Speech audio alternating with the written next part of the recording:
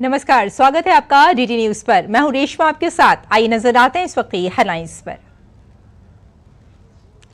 लोकसभा में त्रिभुवन सहकारी विश्वविद्यालय विधेयक 2025 पर चर्चा। राज्यसभा के सभापति ने कहा, कार्यपालिका, विधायिका और न्यायपालिका एक दूसरे के खिलाफ नहीं।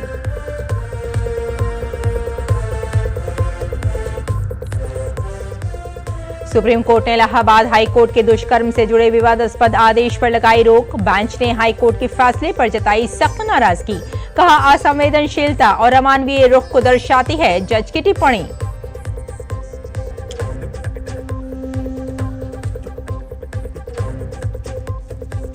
महादेव ऐप सट्टा मामले पर सीबीआई छत्तीसगढ़, दिल्ली, कोलकाता, भोपाल में 60 जगहों पर सीबीआई की छापेमारी। छत्तीसगढ़ में पूर्व मुख्यमंत्री भूपेश बघेल, उनके करीबियों और कुछ आईपीएस अधिकारियों के घर भी रेड।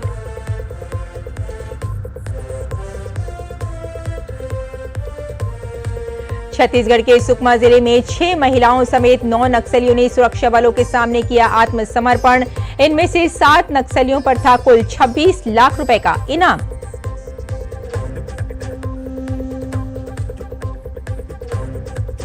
गाजा में संघर्ष के बीच अब हजारों फलस्तीनियों ने मोर्चा संभाला। हमास के विरोध में भारी संख्या में सड़कों पर निकले लोग। कहा, हमें नहीं चाहिए युद्ध और न ही हमास।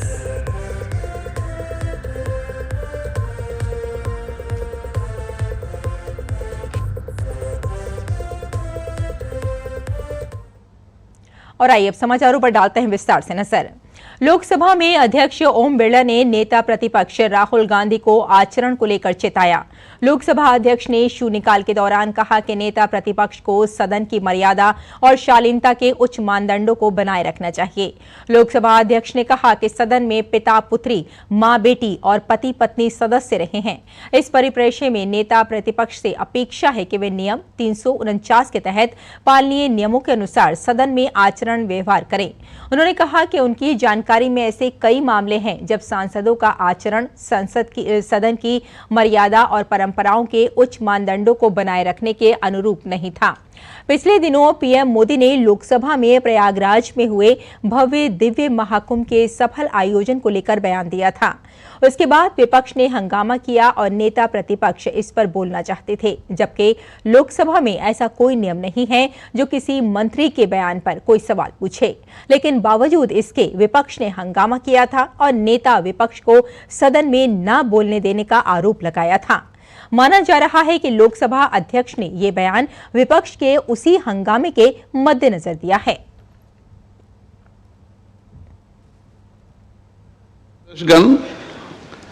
आप सबसे अपेक्षा की जाती है कि आप सदन की मर्यादा और शालीनता के उच्च मापदंडों को बनाए रखें।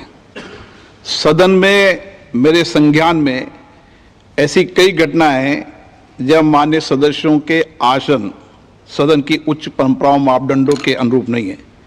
इस सदन में पिता पुत्री, मां बेटी, पति पत्नी सदस्य रहें। इस परिप्रेक्ष्य में मेरा नेता परिपक्ष से अपेक्षा है कि लोकसभा प्रक्रिया का संचालन नियम 349 के वर्णित सभा में पालनीय नियमों के अनुरूप सदन में आचरण व्यवहार करें, जो सदन की मर्यादा और प्रतिष्ठा के अनुरूप रहना चाहिए। मैं पुनः आग्रह करता हूं, इस सदन में विशेष रूप से प्रतिपक्ष के नेता से तो ये अपेक्षा की जाती है कि वो आचरण रखें।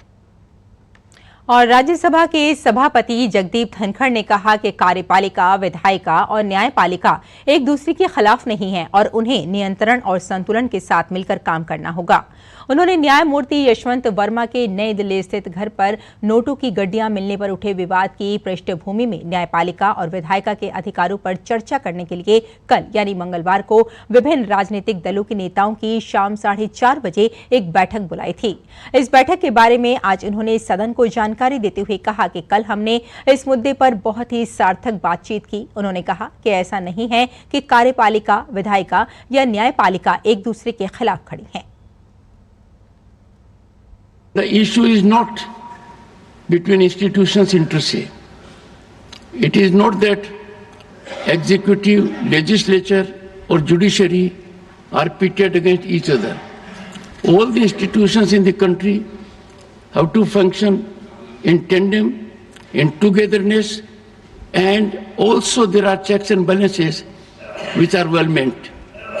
It has been given by both Leader of the House and Leader of the Opposition that after having wider consultations amongst all concerned in their respective parties and otherwise, they would come to the chairman for further deliberations. That was the conclusion after both Leader of the House and Leader of the Opposition had shared their thoughts along with others. Uttar Pradesh के मुख्यमंत्री योगी आदित्यनाथ ने कांग्रेस और Samajwadi party पर जमकर हमला बोला। मुख्यमंत्री प्रदेश सरकार के 8 वर्ष पूरे होने के उपलक्ष्य में आगरा के राजकीय इंटर कॉलेज मैदान में आयोजित जनसभा को संबोधित कर रहे थे। इस दौरान मुख्यमंत्री ने कहा कि अयोध्या में रामलला विराजमान हो रहे थे, लेकिन कांग्रेस और समाजवादी पार्टी के घरों में सन्नाटा था। जब अयोध्या में 500 वर्षों के बाद राम जन्मभूमि पर रामलला के विराजमान का तिथि तय हुई, तब भी इन्होंने विरोध किया। इन्हें आमंत्रण दिया गया, आमंत्रण की बात तो दूर, इन्होंने तमाम प्रकार का दुष्प्रचार किया।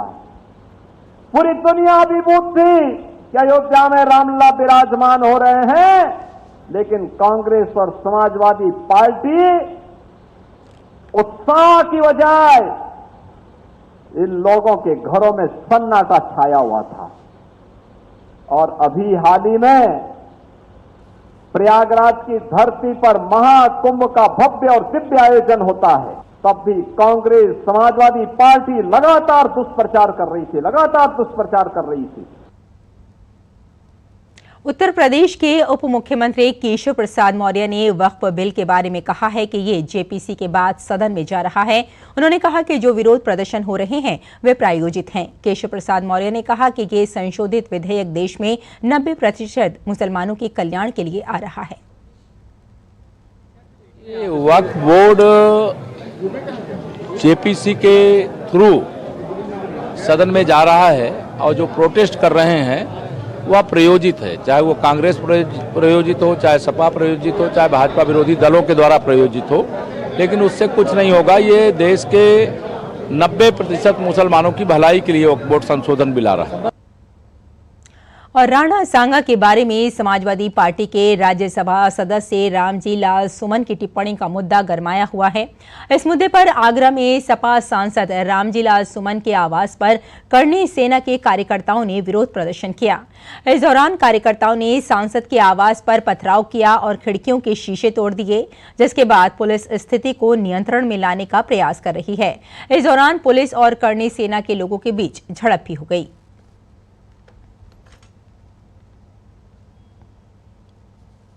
दिल्ली विधानसभा को अगले 100 दिनों में पूरी तरह पेपरलेस बनाने पर जोर दिया जाएगा। इसके लिए पूरे प्रयास भी किए जा रहे हैं। किस तरह से होगी ये प्रक्रिया पूरी, इस पर खास बातचीत की हमारे संवाददाता गिरीश निशाना ने भाजपा विधायक अजय महावर से। अजय महावर ने बताया कि इसके अलावा प्रत्येक विधायक के साथ कार्यरत डेटा एंट्री ऑपरेटर की संख्या 2 से बढ़ाकर 4 किए जाने और उनका मानदेय न्यूनतम मजदूरी अधिनियम के तहत कुशल श्रेणी के अनुसार बढ़ाए जाने में काफी सदन में प्रस्ताव रखा गया है। दिल्ली विधानसभा में कई महत्वपूर्ण विषयों पर चर्चा की गई। इस पर ज्यादा बात करने के लिए हमारे साथ मौजूद हैं अजय महावर जी, विधायक हैं। सर, आज किन मुख्य मुद्दों पर बात? डाटा एंट्री ऑपरेटर पे बात हुई है। विधायकों को सिर्फ 2 की संख्या में डाटा एंट्री ऑपरेटर मिले हुए हैं, स्टाफ के नाम पर कुछ नहीं है और पिछले 17 सालों से उनकी तनख्वाह नहीं बढ़ी है। इसके लिए आज सदन में रखा गया कि भाई कम से कम 2 डाटा एंट्री को 4 करें और उसके लिए कमेटी का गठन किया गया है। तो 5 सदस्यीय कमेटी है, वो 15 दिन के अंदर सदन में स्पीकर साहब को अपना रिपोर्ट पेश करेंगे। सर, ई विधानसभा की बात की जा रही है, किस तरह से ई विधानसभा होगा? देखिए, ई विधानसभा, पेपरलेस विधानसभा तो होनी ही चाहिए थी। पिछली सरकार, अरविंद केजरीवाल की सरकार ने दिल्ली को ई विधानसभा बनने से रोका, क्योंकि उसके लिए पर्याप्त संसाधन, धन और सारी फैसिलिटीज केंद्र के द्वारा दी जा रही थी। उनके जेब से भी कुछ नहीं लग रहा था और दिल्ली पहली विधानसभा बन सकती थी देश की, लेकिन आज दिल्ली 28वें नंबर पर आएगी 27 विधानसभा ई विधानसभा हो चुकी हैं, तो 100 दिन का लक्ष्य रखा है स्पीकर साहब ने, और वो 100 दिन के अंदर इस ई विधानसभा के लक्ष्य को पूरा करेंगे। अगले मानसून सत्र में हम लोग ई विधानसभा में बैठे होंगे जो पेपरलेस होगा। तो बहुत बड़ी बात कही है कि ई विधानसभा को लेकर 100 दिनों का लक्ष्य रखा गया है, यानी कि पूरी तरह से पेपरलेस होगी दिल्ली विधानसभा।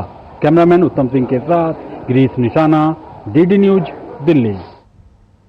और छत्तीसगढ़ के सुकमा जिले में 6 महिलाओं समेत 9 इनामी नक्सलियों ने सुरक्षा बलों के सामने आत्मसमर्पण कर दिया।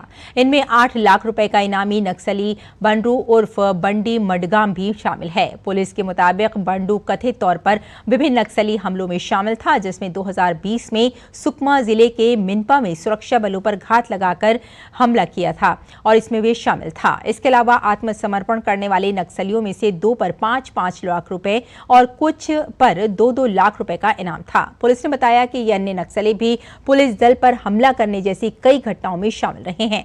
आत्मसमर्पण करने वाले नक्सलियों को छत्तीसगढ़ नक्सलवाद उन्मूलन एवं पुनर्वास नीति के तहत 25-25 हजार रुपए की सहायता राशि दी गई है। साथ ही उन्हें पुनर्वास नीति के तहत अन्य सुविधाएं भी दी जाएंगी।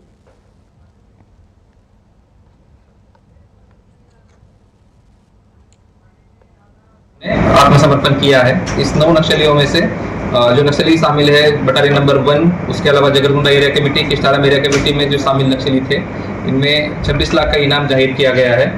काफ़ी बड़ी बड़ी घटना में ये नक्सली शामिल रहे हैं, जैसे मिनपा जगरगुंडा में जो एम्बुश की घटना हुई थी, कैंप अटैक करना, उसके अलावा जो शासन की जो विकास काम है उसको अवरोध करना, ये सब काम में सम्मिलित थे। लेकिन नक्सलियों की जो खोखली विचारधारा है उससे भ्रमित होकर आज नक्सलियों ने आत्मसमर्पण किया है और शासन की जो आत्मसमर्पण नीति अनुसार जो लाभ है उनको सभी अवेलेबल करा के दिए जाएंगे। और यहाँ लेते हैं एक छोटा सा ब्रेक, जल्द हाजिर होते हैं। आप देखते रहिए डीडी न्यूज।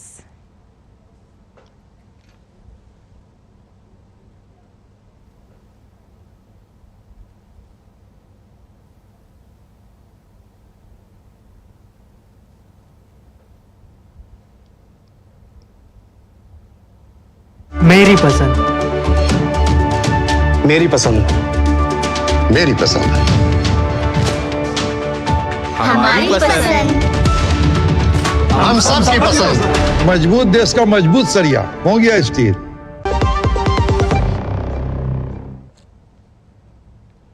ब्रेक के बाद एक बार फिर आपका स्वागत है। आइए आगे बढ़ते हैं। बिहार में इस साल विधानसभा के चुनाव होंगे। उससे पहले दिल्ली में बिहार से आने वाले एनडीए घटक दलों के नेता आज एक साथ बैठक करेंगे और एकजुटता का संदेश भी देंगे। बिहार बीजेपी के पूर्व अध्यक्ष और लोकसभा में पार्टी के चीफ विप संजय जायसवाल के घर ये बैठक होगी। बीजेपी अध्यक्ष जेपी नड्डा समेत बिहार से एनडीए के घटक दलों के अध्यक्ष भी मौजूद रहेंगे। कहा जा रहा है कि आज का डिनर बिहार दिवस को सेलिब्रेट करने के लिए रखा गया है, लेकिन इसमें चुनावी चर्चा भी होगी। वहीं 29 और 30 मार्च को भाजपा के वरिष्ठ नेता और गृह मंत्री अमित शाह बिहार दौरे पर जा रहे हैं, इसलिए अमित शाह के बिहार दौरे से पूर्व इस बैठक को काफी महत्वपूर्ण माना जा रहा है। अमित शाह अपने बिहार दौरे में गोपालगंज में रैली करेंगे, साथ ही पटना में एनडीए के सभी सहयोगी दलों के नेताओं के साथ भी बैठक करेंगे। उच्चतम न्यायालय ने इलाहाबाद उच्च न्यायालय के उस विवादास्पद आदेश पर रोक लगा दी है जिसमें कहा गया था कि किसी बच्ची को गलत तरीके से पकड़ना और उसे पुलिया के नीचे खींचकर ले जाने का प्रयास करना बलात्कार या बलात्कार के प्रयास का अपराध नहीं है। Justice B R. गवई की अध्यक्षता वाली बेंच ने इस फैसले को लेकर सख्त नाराजगी जाहिर करते हुए कहा कि हाई कोर्ट का फैसला जज की असंवेदनशीलता और अमानवीय रुख को दर्शाता है। उन्होंने ये फैसला जल्दबाजी में नहीं दिया। सुनवाई पूरी होने के बाद 4 महीने तक फैसला सुरक्षित रखने के बाद ये फैसला दिया है। इस फैसले में की गई टिप्पणियां कानूनी सिद्धांतों के खिलाफ हैं। इसके विवादित हिस्सों पर रोक लगाई जाती है। सुप्रीम कोर्ट ने केंद्र, यूपी सरकार और हाई कोर्ट में इस मामले में पक्षकार को नोटिस जारी किया है। कोर्ट ने अटॉर्नी जनरल और सॉलिसिटर जनरल को भी इस मामले में सहयोग करने को कहा है। पंजाब के वित्त मंत्री हरपाल सिंह चीमा ने राज्य के लिए 2.36 लाख करोड़ रुपए का बजट बुधवार को पेश किया। इसमें मादक पदार्थ की समस्या से निपटने और स्वास्थ्य क्षेत्र पर ध्यान केंद्रित किया गया है। चीमा ने वित्त वर्ष 2025-26 के लिए कुल 2,36,080 करोड़ रुपए के बजट व्यय का प्रस्ताव रखा। खासकर पंजाब की महिलाएं इस उम्मीद में थीं कि उनके 3 साल का इंतजार इस बार खत्म होगा, मगर इस बार भी उनकी उम्मीदों पर पानी फिर गया। आम आदमी पार्टी ने पंजाब विधानसभा चुनाव 2022 से पहले महिलाओं के लिए 1,000 रुपए हर महीने देने का वादा किया था, जो कि अब 3 साल बीत जाने के बाद सिर्फ एक चुनावी जुमला बनकर रह गया है। बजट में किसानों के लिए 10,000 करोड़ रुपए की सब्सिडी और कर्ज माफी योजना का ऐलान किया गया है। शिक्षा क्षेत्र में 3,500 नए स्मार्ट क्लासरूम और 200 मॉडल स्कूल बनाने का प्रस्ताव है। स्वास्थ्य क्षेत्र में 50 नए मोहल्ला क्लिनिक खोलने और सरकारी अस्पतालों के उन्नयन के लिए 2,000 करोड़ रुपए आवंटित किए गए हैं। इसके अलावा युवाओं को स्वरोजगार से जोड़ने के लिए 1,000 करोड़ रुपए का स्टार्टअप फंड बनाया गया है। जम्मू कश्मीर पुलिस ने प्रतिबंधित संगठनों के गतिविधियों की जांच के तहत हुर्रियत के पूर्व प्रमुख अब्दुल गनी भट्ट के आवासों समेत कश्मीर घाटी में कई स्थानों पर छापेमारी की। अधिकारियों ने बताया कि श्रीनगर, बारामूला और अनंतनाग समेत कश्मीर घाटी में कई स्थानों पर 2 दिन छापे मारे गए। पुलिस के अनुसार गैर कानूनी गतिविधियां निवारण अधिनियम UAPA के तहत दर्ज मामले प्रतिबंधित संगठनों के संबंधित है, जिसमें जम्मू कश्मीर मुस्लिम कॉन्फ्रेंस, भट्ट ग्रुप, जम्मू कश्मीर मुस्लिम लीग, मसरत आलम ग्रुप और Jammu Kashmir democratic freedom party Shabbir Shah group शामिल है। भट्ट जम्मू कश्मीर मुस्लिम कॉन्फ्रेंस भट्ट ग्रुप का प्रमुख है, जो हुर्रियत कॉन्फ्रेंस का एक घटक है। उन्होंने कहा कि डेमोक्रेटिक फ्रीडम पार्टी के प्रमुख शब्बीर अहमद शाह के आवास पर भी छापा मारा गया। आधिकारिक बयान के अनुसार जिन अन्य नेताओं के ठिकानों पर छापे मारे गए, उनमें तहरीके हुर्रियत प्रमुख मसरत आलम भट्ट, गुलाम नबी सुमची, मुश्ताक अहमद भट्ट उर्फ गुग्गा, गुलाम नबी वागे, फिरोज अहमद खान और मोहम्मद नजीर खान, हकीम अब्दुल राशिद और जावेद अहमद मुंशी उर्फ बिल पापा शामिल हैं।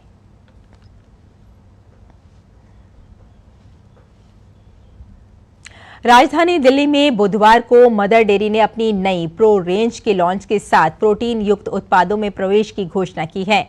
इस रेंज के तहत सबसे पहले मदर डेयरी ने अपनी तरह का अनूठा high protein milk pro milk बाजार में उतारा है। उपभोक्ताओं की जरूरतों और प्रोटीन युक्त उत्पादों की बढ़ती मांग को ध्यान में रखते हुए कंपनी ये नई रेंज लेकर आई है। नया लॉन्च प्रो मिल्क कल से दिल्ली NCR में मदर डेयरी के नेटवर्क पर उपलब्ध होगा। उपभोक्ताओं को इस प्रोडक्ट के बारे में जागरूक बनाने के लिए एक मार्केटिंग कैंपेन भी जल्द शुरू किया जाएगा। इसको लेकर हमारे संवाददाता उर्मिलेश भट्ट ने बात की मदर डेयरी के मैनेजिंग डायरेक्टर मनीष बंदलीश से। मदर डेयरी ने आज एक नया प्रोडक्ट मार्केट में उतारा है, जिसमें कि प्रोटीन युक्त अधिक बताया जा रहा है। क्या कुछ खास इस प्रोडक्ट में है, हमारे साथ बात करने के लिए है मदर डेयरी के मैनेजिंग डायरेक्टर मनीष जी।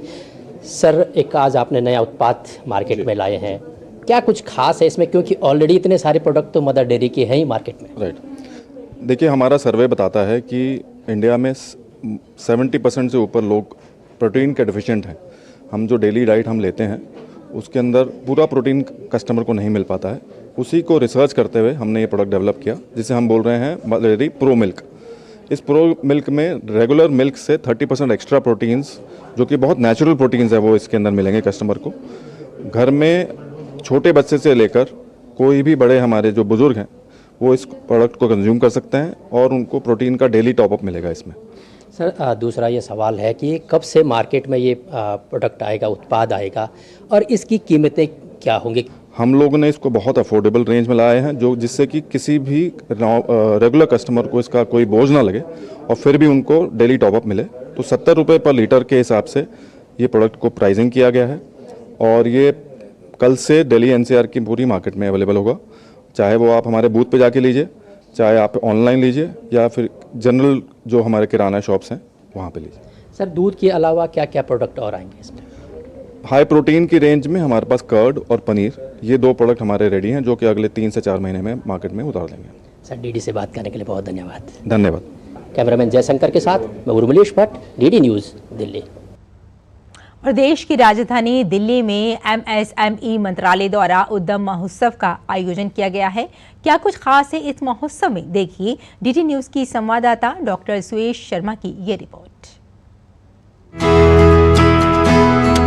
राष्ट्रपति भवन में MSME मंत्रालय द्वारा उद्यम महोत्सव का आयोजन किया गया है, जो 20 मार्च से लेकर 30 मार्च 2025 तक चलेगा। ये महोत्सव देश भर के उद्यमियों, कारीगरों और शिल्पियों के लिए एक बेहतर मंच प्रदान कर रहा है, जहां वे अपने उत्पादों को प्रदर्शित कर सकते हैं और देशवासियों को अपनी कला और उत्पादों से परिचित करा सकते हैं। इस महोत्सव के प्रारंभ में राष्ट्रपति द्रौपदी मुर्मू ने भी इसमें शिरकत की और उत्सव का दौरा किया।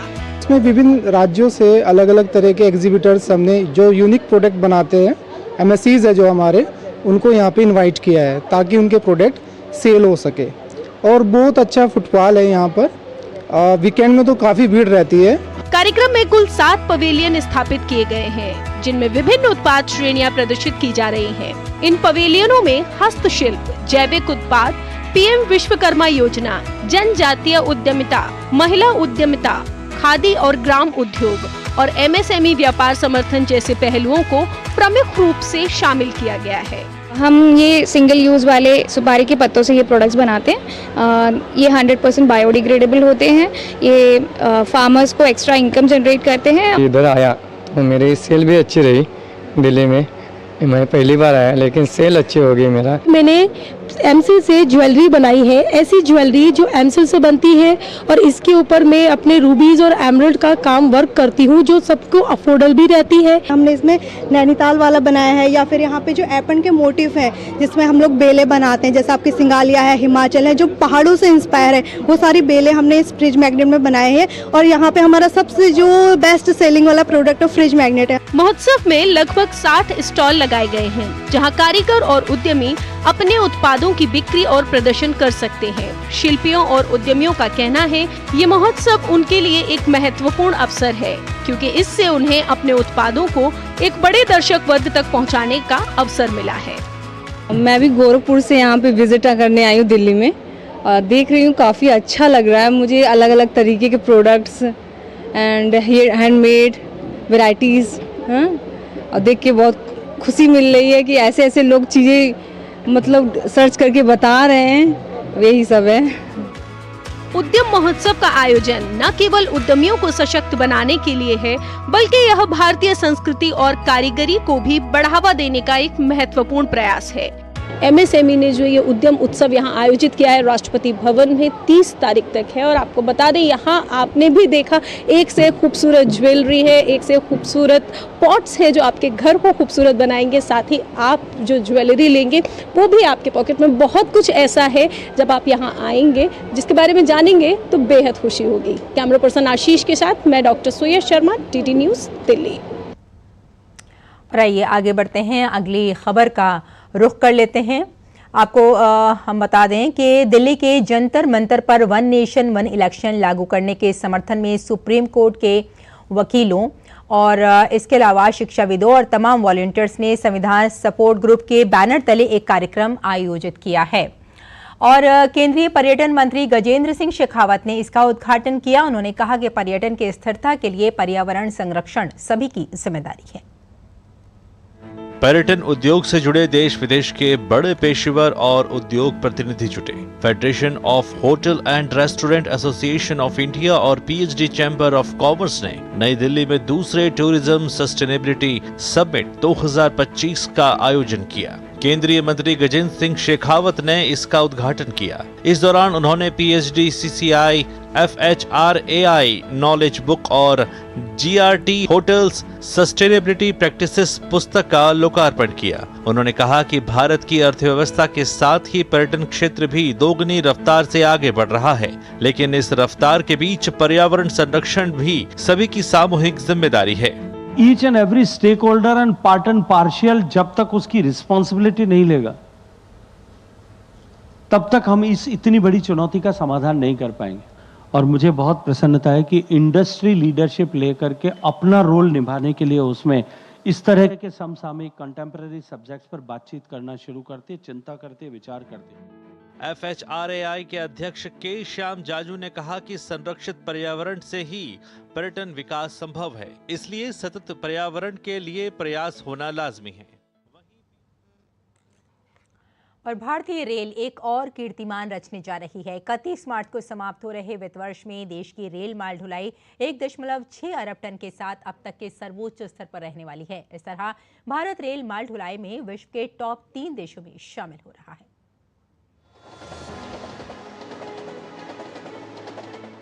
बीता एक दशक प्रधानमंत्री नरेंद्र मोदी के नेतृत्व में देश में जिन बड़े बदलावों का गवाह बना, उनमें भारतीय रेल का कायाकल्प भी शामिल है।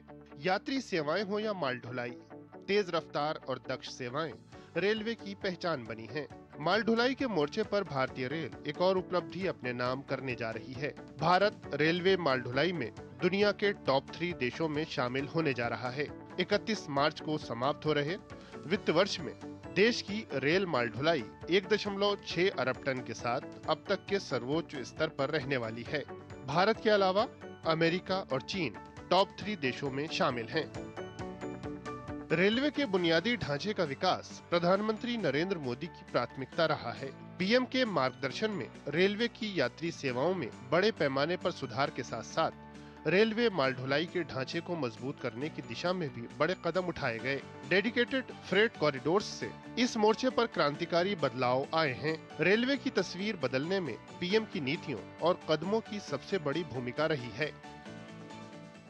आज देश विकसित भारत की संकल्प सिद्धि में जुटा है और इसके लिए भारतीय रेलवे का विकास बहुत महत्वपूर्ण है।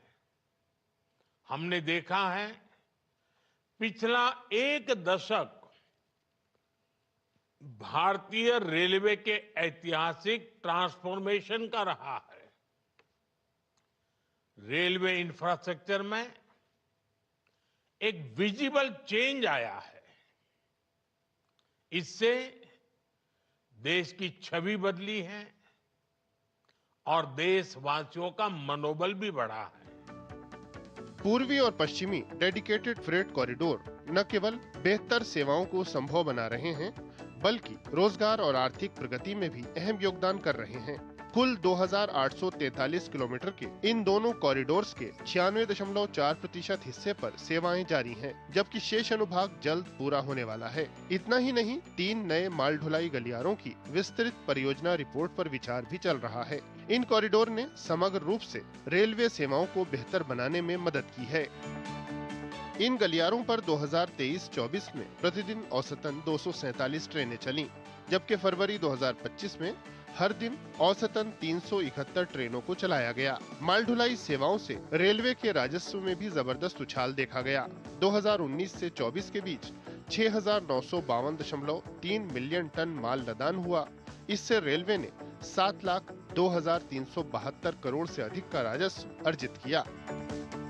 इतना ही नहीं, डेडिकेटेड फ्रेट कॉरिडोर से परंपरागत रेल नेटवर्क पर दबाव कम हुआ है, जिसकी मदद से समयबद्धता के साथ यात्री और माल ढुलाई सेवाएं बेहतर बनी हैं। रेलवे आधुनिकीकरण को लेकर प्रधानमंत्री के लगातार प्रयास बड़े बदलाव का आधार बने हैं। विकसित और आत्मनिर्भर भारत की यात्रा में रेलवे भी शानदार रफ्तार के साथ आगे बढ़ रही है। Bureau report, DD news. तो इस बुलेटिन में फिलहाल इतना ही, लेकिन डीडी न्यूज पर खबरों का सिलसिला जारी रहेगा। अनुमति दें, नमस्कार।